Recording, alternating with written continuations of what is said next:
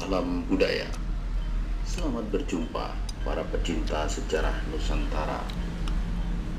Baiklah, pada kesempatan kali ini saya ajak sedulur semuanya untuk berjalan-jalan ke salah satu kota yang sangat terkenal di wilayah Jawa Timur.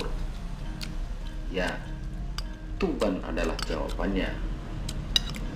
Kali ini kita akan mengunjungi sebuah komplek makam yang dikenal sebagai makam Ronggolawe yang berada di Kelurahan Sitomulyo, Kecamatan Tuban. Masyarakat kadang menyebutnya sebagai makam Kajongan. Tempat ini kurang lebih 400 meter jaraknya dari komplek wisata religi makam Kanjeng Sunan Bonang. Makam Ronggolawe ini berada di dalam naungan sebuah cukuk yang merupakan bangunan baru, sehingga oleh karenanya sama sekali tak tampak adanya jejak bangunan lama atau bangunan kuno di sana. Yang ada hanyalah deretan makam dengan nisan kunonya. Nisan makam itu sendiri juga tampak sederhana, tanpa banyak hiasan seperti nisan pada makam kuno lainnya. Makam Ronggolawe berada di bagian tengah dan diapit oleh makam para adipati Tuban yang lainnya. Ya, Tuban memang identik dengan bumi Ronggolawe. Karenanya tak heran apabila dijumpai makam sang adipati Tuban tersebut di kota ini. Meskipun banyak pihak yang sangat meragukan keberadaannya. Ya, Ronggolawe memang hidup di masa akhir Singasari dan awal Majapahit, sampai dengan dalam sebuah peristiwa tragis yang akhirnya merenggut nyawa adipati kebanggaan kota Tuban ini. Masa hidup sang adipati yang masih jauh dari era Islam pada masa itu tentu saja menjadikan keraguan tambah besar melihat kondisi bangunan makam yang sama sekali tidak menyisakan unsur-unsur Hindu ataupun Buddha pada masa itu. Ya, makam ini terlihat jelas sebagai makam Islam. Karenanya, sekali lagi banyak sekali pihak yang meragukannya. Ini tentu saja tidak mengherankan. Namun, bagi kita para pecinta sejarah, tak perlu terlalu larut untuk ikut berpolemik tentang keberadaan makam Ronggolawe ini. Cukup kita berziarah ke tempat ini, sekaligus menunggu perkembangan waktu sampai dengan ada kejelasan. Benarkah makam Ronggolawe ini adalah makam Ronggolawe sang adipati Tuban yang gugur dalam pertempuran di pinggir sungai Tambak Beras pada masa lalu? Ya, sosok Ranggalawe atau Ronggolawe memang bagai dua sisi mata uang. Di satu sisi, bagi masyarakat Tuban, sosok Adipati Ranggalawe atau Adipati Ronggolawe adalah sosok seorang pahlawan besar yang tak tergantikan.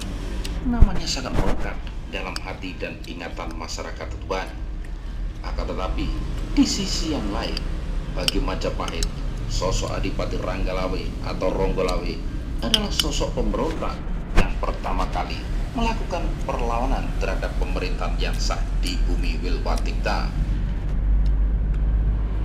Sejarah mencatat sosok Adipati Ranggalawe atau Ronggolawe adalah sosok yang sangat berpengaruh di masa awal pendirian kerajaan Majapahit. Ranggalawe merupakan salah satu pengikut setia Raden Wijaya atau Nararya Sang Ramawijaya yang turut merintis pendirian kerajaan Majapahit pada tahun 1293 Masehi. Selain itu, juga ada beberapa tokoh penting lainnya seperti Arya Wiraraja, Adipati Sumenep yang merupakan ayah dari Ranggalawe itu sendiri. Kemudian ada Nabi, ada Kebuah Nabrang, ada juga Lembu Sora, dan sosok-sosok penting yang lainnya. Tokoh-tokoh ini pada masa awal pendirian kerajaan Majapahit diberikan jabatan-jabatan penting oleh Nararya Sang Ramawijaya yang pada masa itu kemudian menjadi raja bergelar Kertarejasa Jayawardana. Oleh Dyawijaya, Ranggalawe ditunjuk sebagai Adipati Tuban sekaligus sebagai Menteri Amancanagari yang merupakan salah satu wilayah taklukan Majapahit pada waktu itu.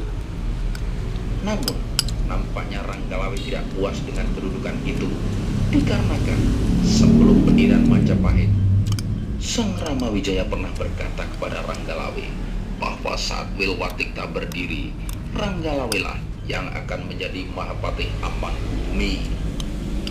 Ranggalawe semakin kesal setelah mengetahui ternyata Nambi yang diangkat menjadi Rakyat Patih Amangkubumi, yakni jabatan paling tinggi dalam struktur pemerintahan kerajaan di bawah raja. Menurut Ranggalawe, jika memang dirinya tidak pantas menjadi Mahapatih Majapahit, posisi tersebut seharusnya diserahkan kepada Lembu Sora yang dinilainya jauh lebih berjasa daripada Nambi. Lembu Sora yang merupakan paman dari Ranggalawe ternyata tidak sepakat dengan pendapat Ranggalawe tersebut demi mematuhi perintah raja. Lembu Sora kemudian menasihati Ranggalawe agar memohon maaf kepada raja, namun Ranggalawe enggan dan memilih pulang ke Tuban. Peristiwa itulah yang kemudian ditengarai sebagai pemicu peristiwa tragis, yakni pemberontakan Ranggalawe, yang mana Cat tidak sepakat dengan pendapat Ranggalawe tersebut demi mematuhi perintah raja. Lembu Sora kemudian menasihati Ranggalawe agar memohon maaf kepada raja, namun Ranggalawe enggan dan memilih pulang ke Tuban. Peristiwa itulah yang kemudian ditengarai sebagai pemicu peristiwa tragis, yakni pemberontakan Ranggalawe, yang mana Cacarah mencatat bahwa itu adalah pemberontakan pertama di Kerajaan Majapahit, yang mana diperkirakan terjadi pada tahun 1295 Masehi. Pertempuran besar pun terjadi, dan Ranggalawe memang ternyata luar biasa. Dalam sebuah pertempuran, Ranggalawe berhasil menikam kuda yang ditunggangi Mahapatih Nambi. Namun demikian, Nambi masih bisa selamat. Kebo Anabrang yang mengambil alih pimpinan perang pasukan Majapahit ternyata juga masih belum mampu menundukkan Ranggalawe, meskipun sudah dikepung dari 3 penjuru dari arah timur, barat, dan utara. Dalam Kidung Ranggalawe disebutkan bahwa pasukan Majapahit pun terpaksa mundur. Hal itu membuat Kebo Anabrang membuat siasat memacu kudanya agar dikejar oleh Ranggalawe. Dan saat pengejaran terjadi, Ranggalawe terjatuh dan tercebur ke Sungai Tambak Beras. Kebo Anabrang pun tak menyia-nyiakan kesempatan tersebut, mengingat Kebo Anabrang adalah sosok Panglima Angkatan Laut, sehingga tidak mengherankan sangat piawai bertarung di air. Tak terelakkan lagi, sang Ranggalawe pun gugur di tangan Kebo Anabrang di tengah derasnya arus Sungai Tambak Beras. Gugurnya Ranggalawe membuat Majapahit berduka, terlebih Kadipaten Tuban. Meskipun demikian, Dyah Sang Ramawijaya atau Sang Prabu Kertarajasa Jayawardana tidak menganggap Ranggalawe sebagai pemberontak.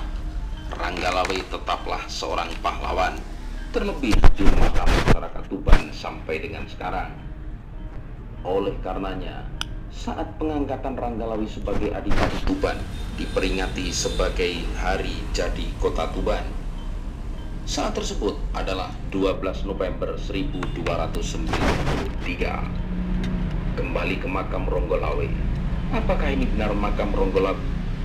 Saat tersebut adalah 12 November 1200 Tuban sampai dengan sekarang. Oleh karenanya, saat pengangkatan Ranggalawe sebagai Adipati Tuban, terlebih Kadipaten Tuban. Meskipun demikian, Dyah Sang Ramawijaya atau Sang Prabu Kertarajasa Jayawardana tidak menganggap Ranggalawe sebagai pemberontak. Ranggalawe tetaplah seorang pahlawan, terlebih di mata masyarakat Tuban sampai dengan sekarang. Oleh karenanya, saat pengangkatan Ranggalawe sebagai Adipati Tuban diperingati sebagai Hari Jadi Kota Tuban. Saat tersebut adalah 12 November 1200 di mata masyarakat Tuban sampai dengan sekarang. Oleh karenanya, saat pengangkatan Ranggalawe sebagai Adipati Tuban diperingati sebagai Hari Jadi Kota Tuban. Saat tersebut adalah 12 November 1293. Kembali ke makam Ronggolawe. Apakah ini benar makam Ronggolawe Sang Adipati Tuban? ataukah makam tokoh lain yang juga bernama Ronggolawe? Sekali lagi, biarlah waktu yang akan membuktikannya. Bagi kita, adanya makam ini cukup mengingatkan bahwa di masa awal berdirinya Majapahit, ada seorang tokoh gagah berani yang teguh pada pendiriannya, yang pantas kita jadikan suri tauladan tentang kisah dan cerita kepahlawanannya. Ya, beliau adalah Sang Adipati Ranggalawe. Terima kasih sudah mengikuti video ini. Semoga menambah wawasan kita semuanya dan semoga bermanfaat. Salam budaya.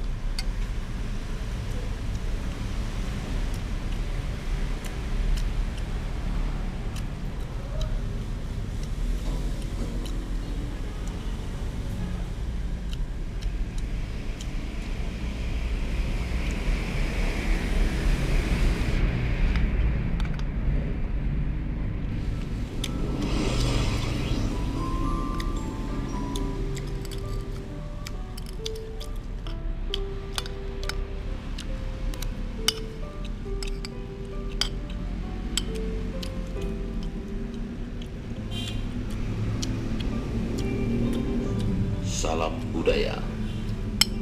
Selamat berjumpa para pecinta sejarah Nusantara. Kembali pada kesempatan kali ini, saya ajak sedulur semuanya untuk jalan-jalan menelusuri jejak-jejak masa lalu negara kita. Dan pada kesempatan kali ini, saya ajak sedulur semuanya untuk berkunjung ke Astono Giribangun. Astono Giribangun dikenal sebagai makam keluarga Presiden kedua Republik Indonesia, yakni Haji Muhammad Soeharto. Di atas Astono Giribangun, di lereng tenggara, berdiri makam keluarga Istana Puro Mangkunegaran, yakni Astono Mangadeg. Makam keluarga salah satu dinasti yang merupakan keturunan dinasti Mataram Islam tersebut terletak di Desa Karangbangun, Kecamatan Matese, Kabupaten Karanganyar, Provinsi Jawa Tengah. Sebagai leluhur, di atasnya Astono Mangadeg melindungi atau oleh orang Jawa menyebutnya memayungi atau menjadi payung keberadaan makam anak cucunya. Namun di balik kemegahan kedua komplek makam tersebut, ternyata ada hal-hal mistis yang menyelimutinya.